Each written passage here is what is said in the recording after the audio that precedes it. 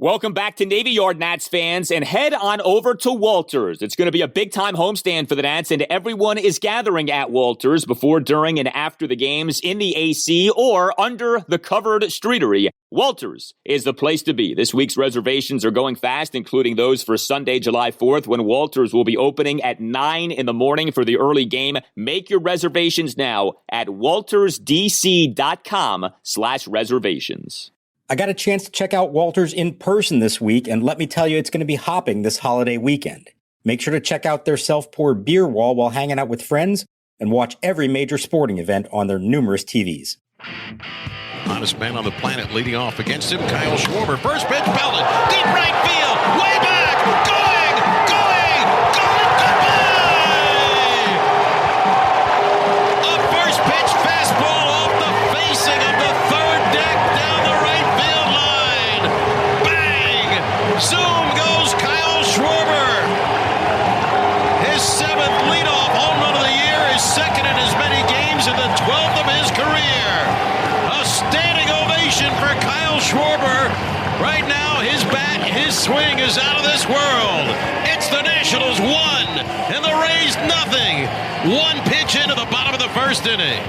And welcome to Nats Chat for Wednesday, June 30th, 2021, along with Nationals insider Mark Zuckerman of MASNsports.com. I'm Al Galdi, host of the Al Galdi podcast. If only this month of June 2021 never ended. If you're a Nationals fan, you never want this month to end. If you're Kyle Schwarber, you for darn sure never want this month to end. But this month is ending, at least in terms of the Nats going into the final day, with the Nationals for the first time since being 1-0 this season, being a game above 500. It's amazing it took this long, but the Nationals have gotten back to this point. Nats improved to 39-38 with a 4-3 win over the Tampa Bay Rays at Nationals Park on Tuesday night in Game 1 of a 2-game series. The run continues for the Nationals. The run continues for Kyle Schwarber. Mark, you have said it. Things are happening for this team right now. They continue to happen. 13 wins in 16 games.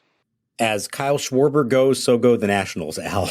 I mean, really, and we kind of joked about this early on in the streak, but if this continues, not quite to this extent, but if he has a huge year for them in the end and they keep winning and it's a direct reflection of his turnaround, I mean, you have to talk about him as an MVP candidate, right?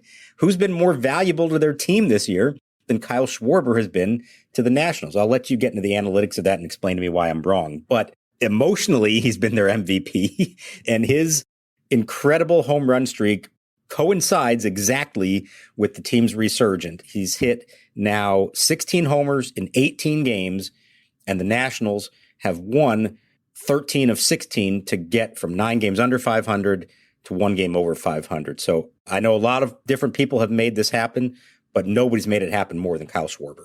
Well, we can debate what defines an MVP another time. What I think, though, is so fascinating about the Schwarber saga is this. So that line that he had at that press conference weeks ago of stay with us, that in so many ways now, you look back at that, that's like a rally cry for this year. That's a mantra for this year.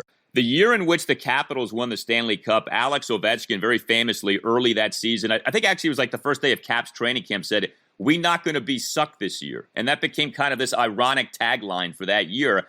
And I kind of feel like stay with us is going to be the line for this season with the Nationals, especially given who said it, Kyle Schwarber, who's become the face of the season at this point with another home run on Tuesday night. Yeah, you know, we've talked about this with Gerardo Parra. You can say all you want, but you got to back it up with performance. Well, Schwarber said that, remember, before this whole thing started, personally, for him. And boy, has he backed it up since then. And so it carries even more weight when you do it. So yeah, maybe stick with us is the mantra for this team. And look, a lot of people weren't so sure if they should stick with the Nationals about 2.5 weeks ago. Now they're over 500, breathing down the Mets' necks and beating good teams. You know, it's only 2 games into this stretch here, but they just beat the Mets. They just beat the Rays. And you couldn't ask for a better start to this closing stretch of the first half of the season than that. Weird night in the National League East. The Nationals, the Mets, and the Philadelphia Phillies all winning by 4-3 scores on Tuesday night. The Mets winning at Atlanta 4-3. The Phillies beating Miami 4-3. So the Nats do remain alone in second in the NL East, but still 3 games behind the Mets, 2 games ahead of the Phillies, 2.5 games ahead of the Braves. What really is standing out right now, too, with the Nationals, in addition to, of course, Schwarber, the Nats are hitting homers, man.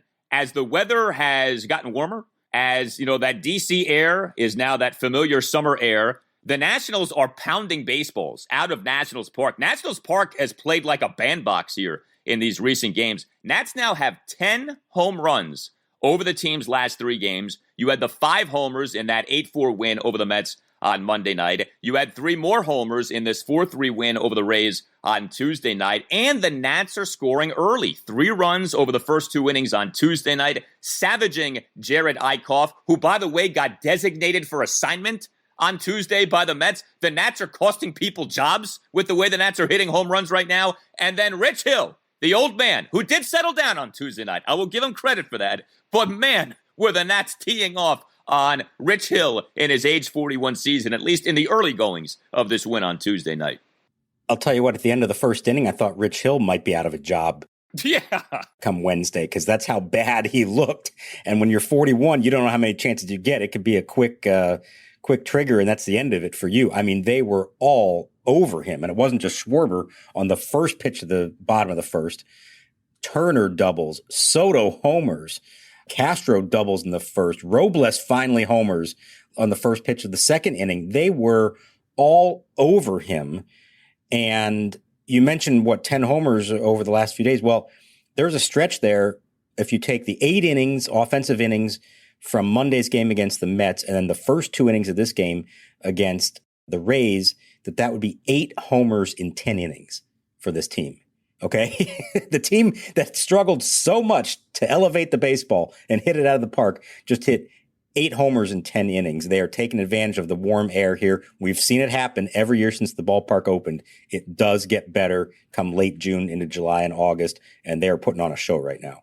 Air matters. Ask anyone who's ever pitched for the Colorado Rockies. The quality of air matters so much, and we're seeing that here with what the Nationals are doing. Well, yes, Kyle Schwarber did it again. Another leadoff homer in a first inning as well, smashing a first pitch leadoff homer on a bomb off the facing of the third deck in right field of the aforementioned Rich Hill, and what ended up being a 3-run Nationals first inning on Tuesday night. This was another Schwar bomb, with the emphasis on bomb, the homer going a projected 434 feet per StatCast. This is Schwarber's 7th leadoff homer in a first inning this season. He's now just 2 shy of the Nationals' single-season record for such homers, Alfonso Soriano's 9 in 2006. The way Schwarber's going, he may break that by the All-Star break. I mean, forget about later in the season. Schwarber may do it this week as this week goes on. And what was so funny, too, about Schwarber on Tuesday night, Mark, he made 2 loud outs on fly balls to the center field warning track. It felt like he could have had maybe 3 homers in this game on Tuesday night. Legitimately did, Al. The outs are loud. He hit into a double play in the second, and at that point you're thinking, man, I don't know if this guy's ever going to get another hit again. Maybe they should bump him down the lineup or something. But no, I mean, it's an event to watch him step to the plate right now. And I wrote about him on MASNsports.com that because he's leading off, if you've got a ticket to a game, you better account for all the traffic and the parking and the entry and everything else, and you better make sure you're in your seat by the time the first pitch of the bottom of the first is thrown, because there's a not insignificant chance it's going to leave the yard. That's where we're at right now. And you don't want to miss that. It is the greatest show in baseball right now, maybe aside from Shohei Ohtani, who is pretty incredible himself. But it's just a remarkable thing. And we keep thinking, it's going to end here at some point, and it's not ending. It is a remarkable thing to watch. He was right after the first pitch. I mean, he is all over it. And that was, like you said, a no-doubter off the facade of the third deck. I've never seen anything like it, not in person, and I'm not sure that many of these folks around here have seen anything like it. We're talking Bonds and Sosa, and there's hopefully a key difference between what Schwarber is doing compared to those two.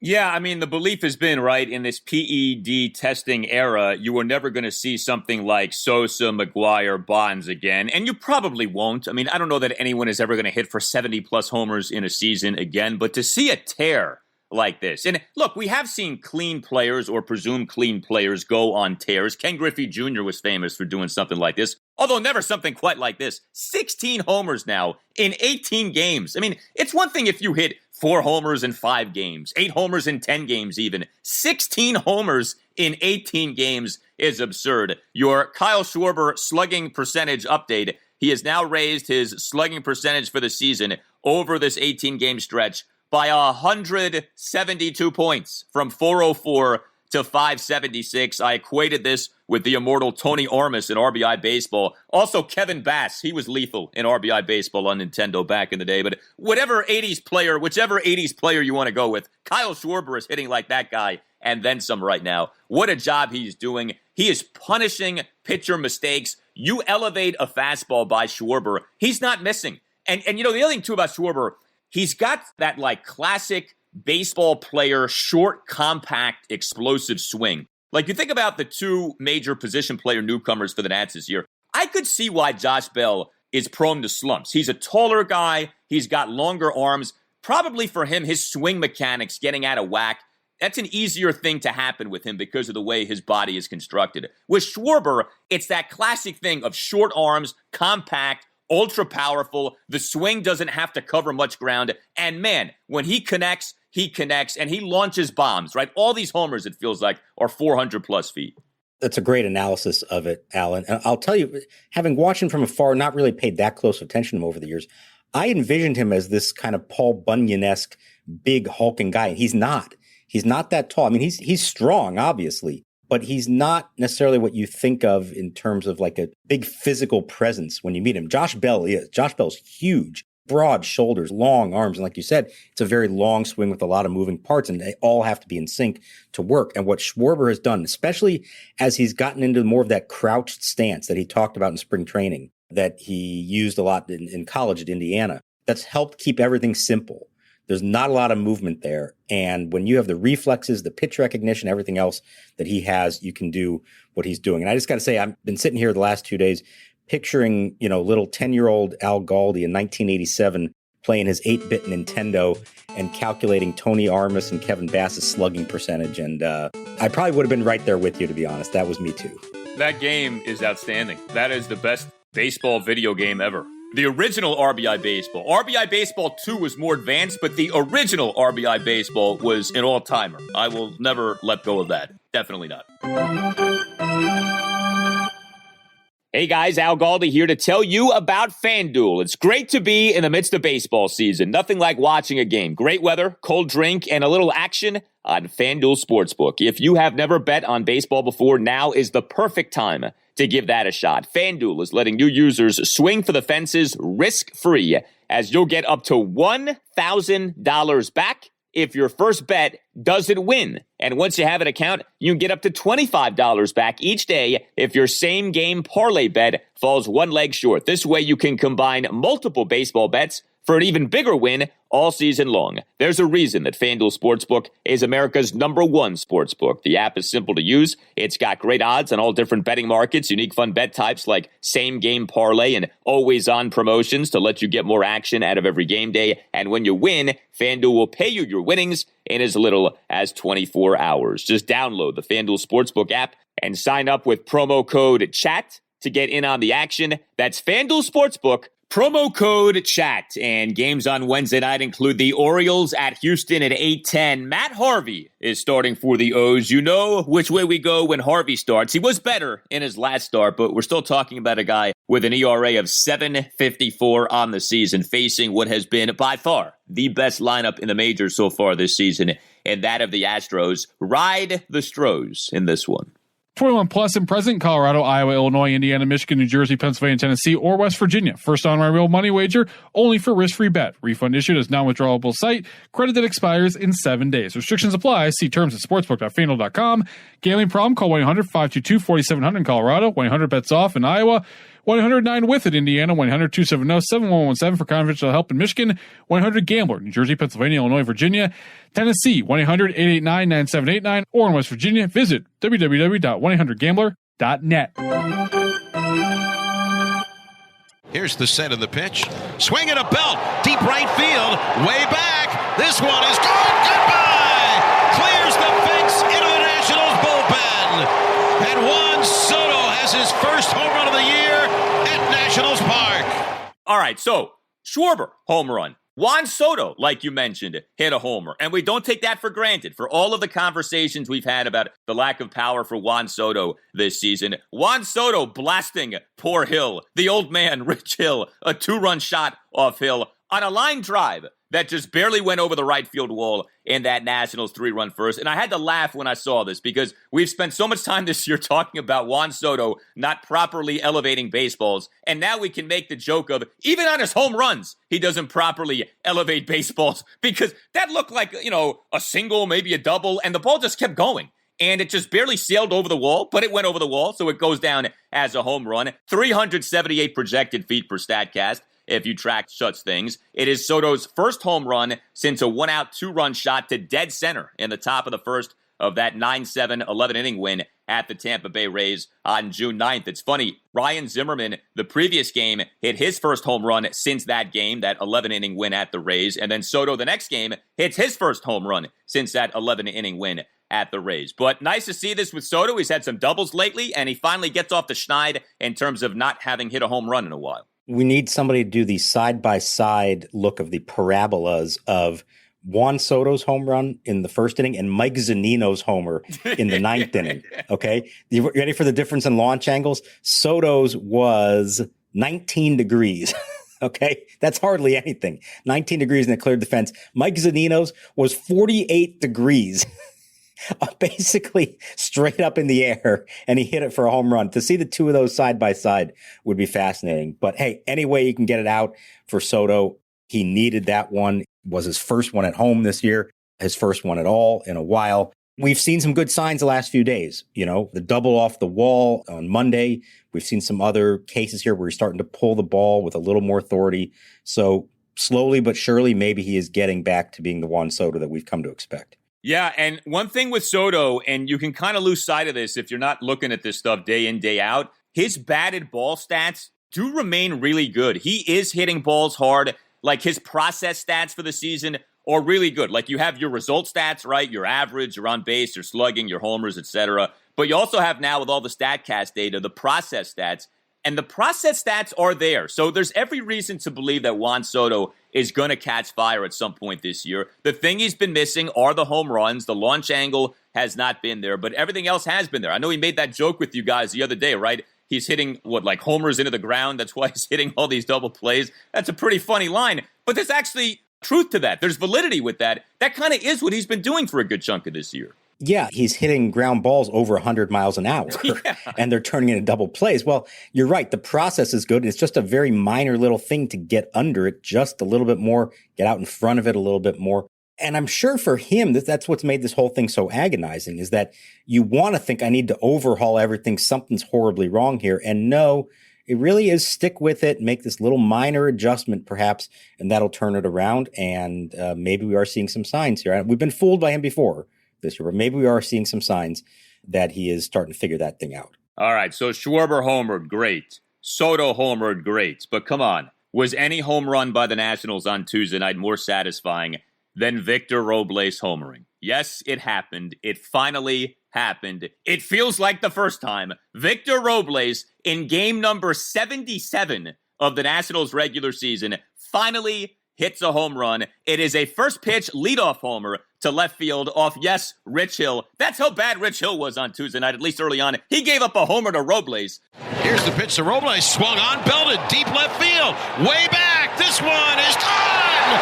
Goodbye. Bottom of the second inning, the homer going a projected 399 feet per StatCast. Robles, by the way, in the number 8 spot, not in the number 9 spot. I don't know, Davey. Maybe now you should move him back down to number 9. But Robles homering, it's been one of the great mysteries of this season. Not that Victor Robles is some prodigious home run hitter, but the guy did have 17 bombs in the 2019 regular season. That he had 0 coming into this game on Tuesday really was odd. I know he's not a great hitter. I know he's not having a very good season, but 0 homers is strange.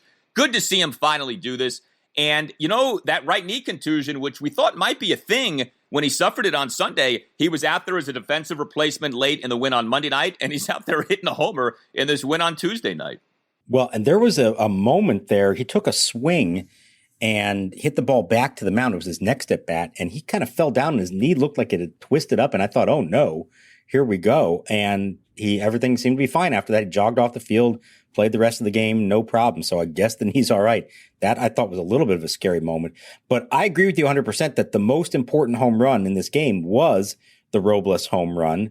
And you know who else thought it was most important was Davey Martinez, because he handed him. We just found out about this. Some smart observers have started to see this in recent days. He handed him the key. And this is a new thing, a necklace with a key on it that Davey hands out to whoever he thinks provided the key moment of the game, usually on a home run. And he gave it to Victor Robles. So that tells you what the manager thought about the significance of that one. I do think that was a really important home run for Victor Robles as he moves forward. See, I thought Davey made the player wear the key for the player who has to bat ninth, but I guess not. I guess it's for what you just said. So that's good. That's good. You know, it's interesting, though, you bring up the knee and how things looked in that next plate appearance, because I did notice this. When Robles was in the game defensively on Monday night, he had that put out, and he looked a little ginger on the knee on that put out. It looked like there was a little, hitch in the giddy up in that moment. So sort of combining that with what you just referenced, that knee probably is still not 100%. I mean, clearly it's good enough for him to play, but that probably is something that Victor's trying to play through right now. Yeah, I'm guessing he's not at 100%, obviously. I mean, that was a bad hit by pitch the other day, and you could see that wasn't just a run-of-the-mill one. That got him in a particularly bad spot on the side of the right knee, and he couldn't even really make it down to first base the other day when that happened. So the fact that he was back, I thought he would need a couple days off. In fact, he's back out there said a lot to me, but it is something we're going to have to monitor. It's probably the kind of thing that you're not worried about him doing anything worse to it by playing. It's not like there's structurally something wrong that playing on is going to cause something to tear. It's just a matter of pain tolerance for what I'm sure is a very deep bruise on his side of his knee. Well, Joe Ross was the Nationals starting pitcher in this 4-3 win over the Tampa Bay Rays at Nationals Park on Tuesday night. It sure feels like we've spent so much of this national season when it comes to talking starting pitchers having these conversations of, well, is this guy finally on track or isn't he? And man, this guy's been pretty good here lately. What does this mean for this guy moving forward this season and maybe in his career? And I feel like we're going to have one of these conversations right now with Joe Ross, who, if you bottom line it now, has been good, actually really good, in 3 of his last 4 starts, and he was good in this game against the Rays on Tuesday night. 2 runs in 6 and 1/3 innings, 7 strikeouts versus 6 hits and 2 walks on 88 pitches. He gave up a run in the top of the 5th on a 2-out solo homer by the Maryland product, Brandon Lau, on what was a bomb to center field. That was some shot by Lau. And then Ross giving up a run top of the 6th, 1-out double by Austin Meadows, and then a 2-out double by Kevin Kiermaier on a 1-2 pitch. But otherwise, Joe Ross was good.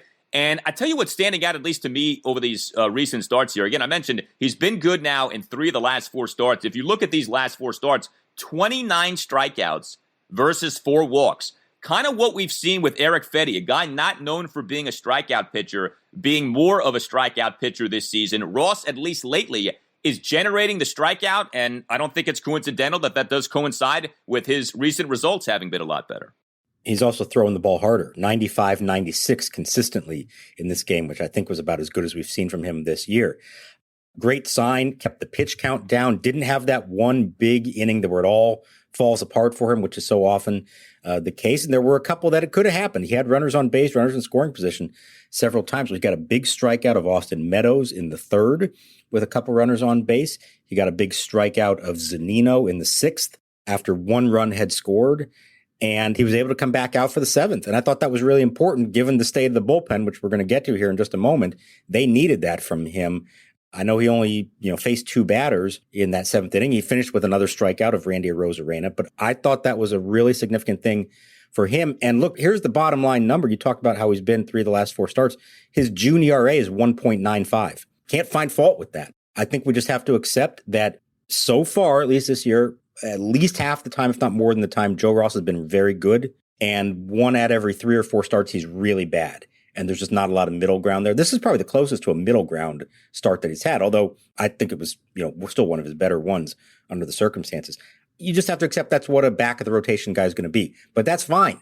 If that's what your number 4 or 5 starter is, they will take that and run with it. He has advanced here and taken another step, and you just have to acknowledge that not everyone's going to look like this. There are going to be some bad ones, some blow-ups along the way. And he's giving the Nats length in these games, which is so key given the state of that bullpen. I mean, these three recent good starts, 5-0 win over San Francisco at Nats Park on June 13th, probably the best outing of Ross's career, 8 scoreless innings, 9 strikeouts. You had the 7-3 win at Miami last Thursday night, 7 scoreless innings, 8 strikeouts. And now this game, this win over the Rays on Tuesday night, 2 runs in 6 1/3 innings on 7 strikeouts. So there's some length in there. I mean, maybe not so much on Tuesday night, although 6 1/3 these days is like a marathon for a starting pitcher. But for him to go 8 scoreless against the Giants, 7 scoreless against Miami, that's terrific. Really good to see that from Joe Ross. Got to keep it going like we always say with these guys, but he's doing overall, I think, what you would reasonably hope for from a number 4, number 5 starter. And, you know, especially given, it's interesting to me you bring up that he's throwing the ball so hard right now. You think about him not having pitched all of last season. Maybe that arm is rounding into form, and maybe there's like a freshness with the arm to where this time of year he can really pick it up when it comes to the velocity. Yeah, I think there could be something to that. He is finally on a real routine every 5th day, building the arm up. The warmer weather probably helps him feel a little looser as well. And now, as we move into the second half, the interesting thing's going to be, Davey keeps bringing this up, that they're going to be watching his workload and his innings count because he sat out last season. And I don't know if this team's in a race down the stretch, and unless they have 5 other healthy and effective starters, it's going to be hard to shut down Joe Ross. I don't know if that's the plan, or maybe they have him skip a start here or there along the way. I'll be curious to see how this plays out. But at the moment, he clearly should be pitching every 5th day for them. But it is going to be something to watch as we get into August and then September. All right, so the Nationals bullpen, this is unreal. This almost seems like someone's version of a cruel joke. Every day, it feels like right now, the Nationals are putting a reliever on a 10-day injured list, and it happened again on Tuesday. The Nats announcing a flurry of roster moves to the bullpen. The biggest item, the Nats putting Tanner Rainey on the 10-day IL, retroactive to June 28th with a stress reaction in his right tibia. Another one of these Nats injuries that came out of nowhere. Nobody knew this was happening until it happened in terms of the roster move on Tuesday. So the Nats 10-day IL right now includes 4 prominent relievers in Rainey, Daniel Hudson, Kyle Finnegan, and Will Harris. Don't forget about Will Harris. 4 key Nats relievers on the 10-day IL right now. The Nats did designate Justin Miller for assignment on Tuesday. I brought this up in the previous installment of the podcast. How much longer can they go here with Justin Miller? He was so bad in the 8-4 win over the Mets on Monday night, giving up the back-to-back homers to Pete Alonso and Billy McKinney. Well, now Miller's been DFA'd.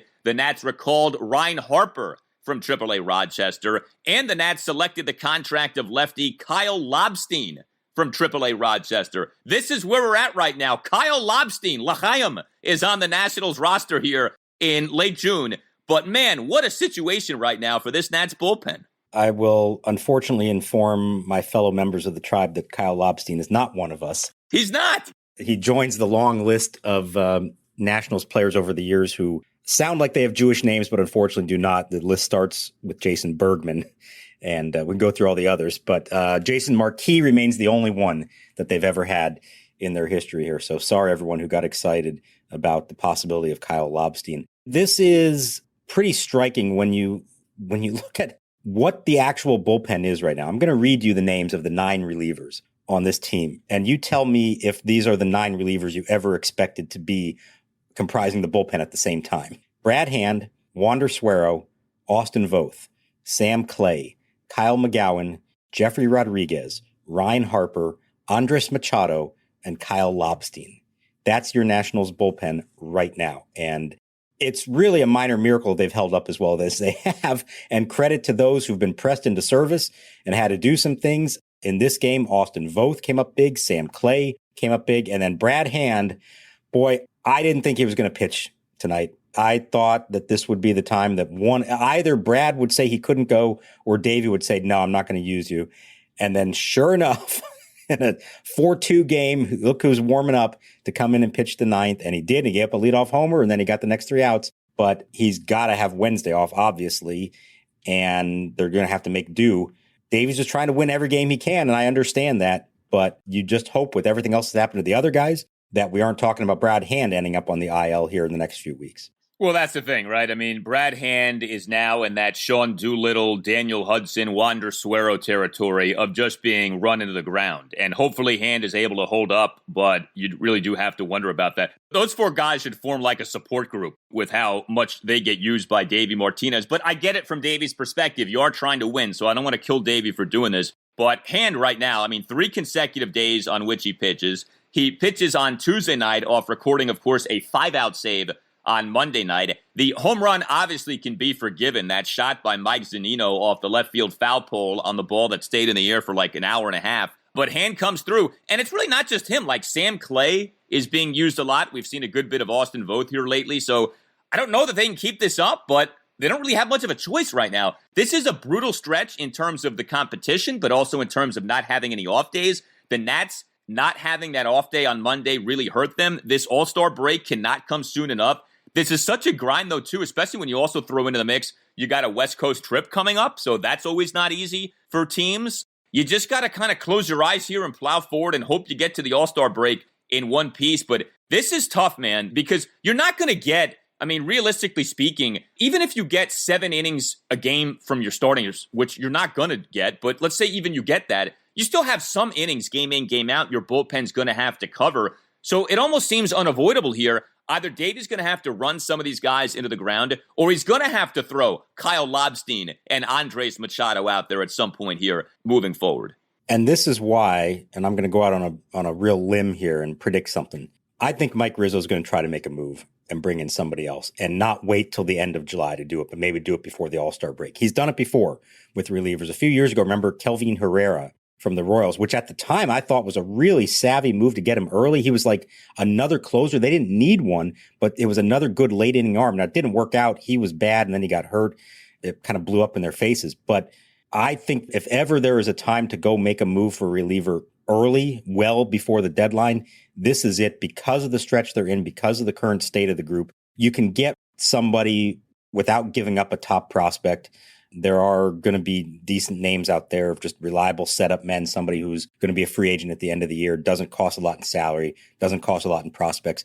I would not be shocked if before the All-Star break, there's a new accomplished member of the bullpen on this team. It makes sense. I mean, the Nats don't have a lot to give up to begin with, and you hate to see them have to give up anything. I mean, I really would like one of these years for the Nats to not have to make an in-season trade for bullpen help, because I think as time goes on, that really does help to whittle down your farm system even more. But Mike Rizzo may not have a choice here. Like, if you're really all in on winning this season, this is a brutal stretch they're in. The stars have aligned to where, I mean, you've got, again, 4 prominent relievers on the 10-day IL right now. And you've got a rotation that, you know, you feel pretty good about, but you got questions with this rotation too. And so, like, yeah, it's nice to see Joe Ross doing as he's doing. And yeah, you know, Patrick Corbin's been better lately, but does anyone have supreme confidence in Corbin start in, start out? This next game against the Rays, oh, by the way, John Lester is starting. Game 2, Wednesday afternoon at 4:05, John Lester versus Michael Wacha. We have seen Lester do well this season. It was just 2 starts ago that John Lester had one of his better outings so far this year, 2 runs in 6 innings, and he actually tossed 6 scoreless innings before giving up the 2 runs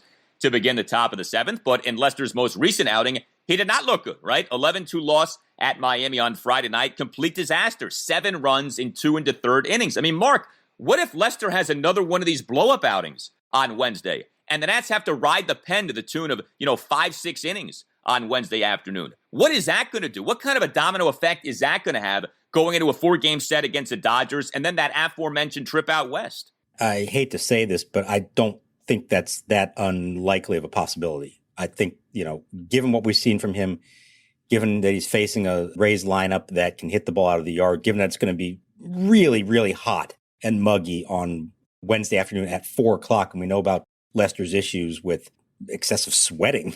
That's what it is. He's had this for a long time. This shapes up to be a potentially rough outing for him. And so I do think they have to watch him carefully. And yeah, there's going to come a point here where Davey has no choice but to pitch some of those names that we just went through, even if it is a competitive game. He's just going to have to do it.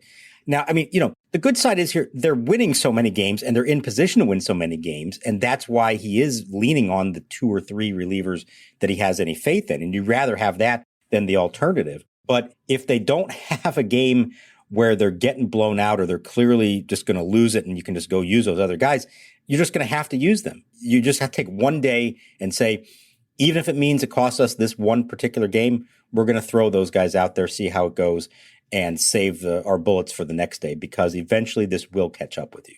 So I mentioned this upcoming 4-game set against the Dodgers. A couple of items popped up regarding this on Tuesday. So first of all, the pitching matchups are more or less set for this series. These things can be altered, but Game 3, Nats-Dodgers, Saturday night, 7:15, first pitch on Fox. The projected pitching matchup, Paolo Espino versus Clayton Kershaw. This is the spot for our guy. Paolo versus Kershaw, one of the greatest pitchers in Major League Baseball history, and Clayton Kershaw going head-to-head Saturday night on Fox. But I can't wait, man. If our guy kills it Saturday night on Fox against Kershaw, these T-shirts, which are coming, the Paolo Espino Secret Weapon T-shirts, courtesy of the Nats Chat podcast. Forget about it, man. Tim Shovers is going to have to quadruple the back order. I, like everyone else, is going to have their fingers crossed that this one turns out all right, because we've seen Paolo overcome a lot this year, but he's going to be facing the Dodgers lineup and Clayton Kershaw on a big game on fireworks night on July 3rd. It's probably going to be, maybe the biggest crowd of the season. This is going to be big time, and it'll be interesting to see how he holds up to all that. We all hope that he can. I think we would all also understand if it doesn't happen for him on that night. And I think he's entitled to one like that if it does come to that. Hopefully it doesn't. This is a big time series that they're going to be facing the defending champs, who are playing pretty well right now. They do have their issues, including Trevor Bauer, who is scheduled to pitch Sunday against Joe Ross, and we'll see what happens the next few days, as he has suddenly found himself embroiled in an off-the-field situation that could affect his status. I don't know. We'll see. But this is a big-time series that's going to go a long way toward telling us where the Nationals really stand. Yeah, and so that was the other item that I wanted to bring up. Bauer, who's set to start that July 4th Sunday morning game, he now is embroiled in some controversy that he is under investigation for assault. A woman claims that he got physical with her earlier this year. His attorney has put out a statement saying that all that ever happened between Bauer and the woman were 2 encounters of consensual rough sex that the woman asked for, including requests to be choked out and slapped in the face. So who knows what is true and what is not. But if Trevor Bauer is at least put off to the side momentarily, boy, is that a huge break for the Nationals, just from purely a baseball perspective, if they avoid him for this Game 4 on Sunday. But we'll see. There's a lot to be determined when it comes to that. You can always email us here at the Nats Chat Podcast, natschatpodcast@gmail.com. We got this email from Michael Sloan on the surging Kyle Schwarber. Although this question was about Schwarber's defense. Writes Michael, the eye test says he's playing well, great at times, with all of those outfield assists he was having earlier. But I was looking at Baseball Reference, which puts him in a negative WAR territory. Am I reading that right? Any thoughts on the subject of Schwarber's defense? Well, defense is tricky when it comes to the advanced metrics, and people within baseball will tell you that the publicly available defensive metrics are spotty, and a lot of teams actually go by their own stats, their proprietary metrics when it comes to measuring defense. But what is notable when it comes to Kyle Schwarber is he actually now does rate in a negative fashion in all 3 of what we will call the big 3 in terms of the defensive metrics. So he's at minus 0.6 defensive WAR. This is for games beginning on Tuesday, so this is not through Tuesday. But minus 0.6 defensive WAR, minus 3 defensive runs saved, and then minus 5 outs above average. Outs above average is a StatCast-based metric that's gained in popularity in recent years. So I think what you want to do with a lot of the defensive metrics is just look at all of them and just see if there's like a general consensus on, is this guy good or not? I would not, though, look at any one defensive stat as like being the Bible, because they're all kind of flawed in their own ways. But those are the 3 I think to look at: DRS, OAA, and defensive WAR. And, it's interesting with like some of the other Nationals, like Juan Soto, for instance. Juan Soto, if you go by his defensive WAR going into games on Tuesday, minus 0.2. That's not terrible or anything, but that is below league average, or below replacement level even. Soto, though, if you go by outs above average, is at plus 4 on the season. If you go by defensive runs saved, is at plus 1 on the season. So they don't always agree. You got to kind of take them with a grain of salt. But it is notable here, Schwarber's defensive numbers, for whatever they are worth to you, they have come down here over these last few weeks, as the homers have, of course, soared to the moon. Well, and I think the other point, you would know more about this, is that we're still only talking about 77 games. And often the more games you have in a sample size, the more reliable the defensive metrics are. The smaller samples, it's a little tougher to get. So let's see at the end of the year where it is. What I would tell you is based on what I see with my own eyes. And as Mike Rizzo loves to say, he always prefers that when the numbers back up what he sees with his own eyes, that's when he knows it's legit. And what I've seen is a guy who has a good arm, obviously, and teams aren't running on him anymore. There hasn't been a real attempt on him in quite a while after that little stretch where he was throwing runners out. So that may be hurting him, is that he hasn't had chances. I think a lot of his value was in throwing runners out, and he hasn't had the opportunities lately. And then the second thing would be there are those plays that they're certainly not errors, and they're not even what you'd call bad defensive plays, but they're balls that maybe could be caught by some, particularly balls in the gap where you see he and Robles both go for it and it falls in. And again, you'd never stop and even question whether that was a play that should have been made, but sometimes they're plays that could be made. And maybe an elite left fielder is getting there to make that play and Schwarber is not. I have no qualms with him in left field. That has not been an issue to me. We've seen them replace him late in games a little bit lately just because of his knee that he's been dealing with. But I have had no issues with him out there, and he has more than made up for it with what he's done at the plate. So I'm not concerned at all about what his defensive metrics say. 100%. And you're very right about the sample size. Defensive metrics especially. You really want to judge a guy based on like multiple years of the defensive metrics. That's why some of the defensive metrics for last season with the 60-game season got all out of whack, because you're judging guys on 2 months. I mean, I don't even know if we should have had defensive metrics for last year. But I will say this about the whole eye test thing. I think that can get you into some trouble because your eyes can deceive you. And like you just said, a guy may look just fine, but actually it turns out he's not as fine as you may think. So I think you do need some sort of objective methodology when it comes to measuring defense. But as is the case with any stat, it's never gospel. Like, it's something to look at. It's something to work into the accounting. But you should never just be a slave to any particular number, especially, again, with these defensive metrics, which are still being worked on and crafted and altered, because even the people who come up with them admit to you these are flawed. Like, baseball pretty much has the offensive numbers down. Those are dead on accurate. The defensive numbers are still working on, especially with the shifts. You know, the shifts have thrown things off. In the outfield, a corner outfielder who plays with a great center fielder, that corner outfielder's advanced defensive metrics can be skewed by having a great center fielder who covers a lot of ground. So there's a lot to be thinking about with that sort of a thing. Well, you tell us what you think. You can always email us, like we said, natschatpodcast@gmail.com. You can tweet the show too, @nats_chat. Shout out Norfolk, which continues to be a stronghold when it comes to the Nats Chat podcast. We are huge in the Norfolk area, so a salute to all of you Nationals fans listening in and around the great city of Norfolk. We are also very excited to tell you that the next installment of the Nats Chat podcast is going to include another special guest, and this time the special guest will be one of the best relievers in Nationals history, and actually with this guy you have to say Expos/Nationals history, because he goes back to the Expos, Chad Cordero, a man who was dominant in that initial national season of 2005. Mark and I were fortunate enough to have a really good chat with Chad the other day, and you're going to be hearing that on the next installment of the Nats Chat podcast, so the show that comes out on Thursday morning. But I know you and Chad have a very good relationship. Great dude, and he had a lot of good stuff to say. Yeah, that was fun to catch up with him. I mean, obviously I've known him for 16 years now since the first season. And there's a lot of great stories and memories from that 2005 season, which he will share. And I thought it was interesting also just his thoughts on all the good to great closers that they've had over the years since him and how they compare to him. And I thought it was kind of nice that he sort of hoped that at least one of them would stick around a little longer and break some of his records, because it's still to this day, he holds both the single season and the career saves record for the Nationals.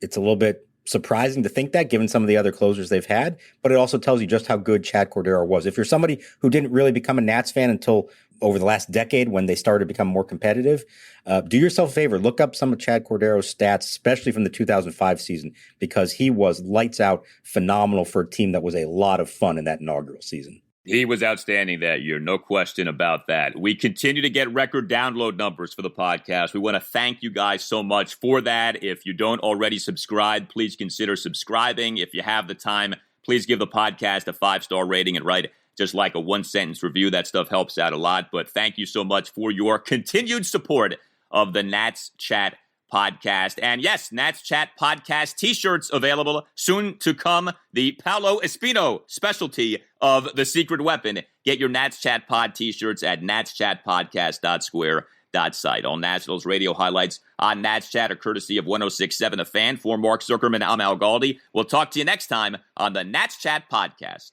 And delivers, swinging a line drive to right. Here comes Soto. He's right there. He makes the catch.